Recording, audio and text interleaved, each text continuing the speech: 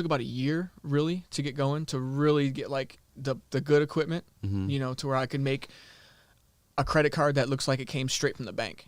And when I got to that point, I was like, okay, I kind of knew. Like, I didn't have the clientele yet, but I knew I had the product. I knew I had the product right. It would be completely indistinguishable from a regular credit card. Yeah, if you put your from Bank of America and you put mine next to it, there'd be no difference. There'd be no difference. That's Yeah. So what are you doing with that? So now you're making these credit cards and you're selling them on these forums or what?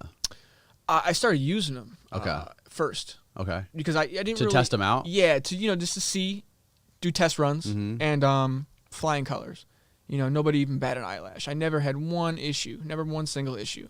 Maybe a couple declines, you know, just because the dump information wasn't probably, you know, good or whatever. But okay, so how did you start getting this out there on online or on these black market, on these on the dark web, and start getting customers to buy loads of them? Yeah, so the first Carter forum that I was on, I went ahead and I just made my first post.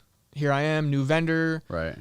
Here's my product. You know, you post pictures. It's like it was like a whole thing, not anymore. And then, you know, I would get maybe like 1 or 2 orders a month, you know. And then once those orders came in and like people started leaving positive feedback, it just kind of snowballed after that. And then I remember the day, because I would only get maybe 1 or 2 orders, but I remember the day I woke up and I think I checked one of my emails and I had 15 or 20 orders waiting for me, and I couldn't believe it. How much is $1,000. One order is $1,000? Yeah.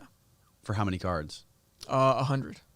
100 cards. Yeah, it's $20 a card, 100 cards, 2 drivers, or I'd make IDs for you, however many you wanted. And then I would do, I think it was like 100 cards embossed, everything encoded, numbers.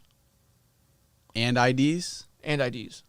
So the IDs have to obviously correspond with the credit cards? Exactly, yeah. Because say you go to a store and you make a purchase, and it's over like $300 or $400. Like a lot of stores, like people don't realize this, but a lot of stores, like say Best Buy, you go to Best Buy, if you make a purchase over $300, they physically ask for your card. And they physically take your card and they go on their POS machine. Now their POS machine, the point of sale service machine, won't let them process the sale unless the 4 digits on the front of the card match what's actually encoded to the card.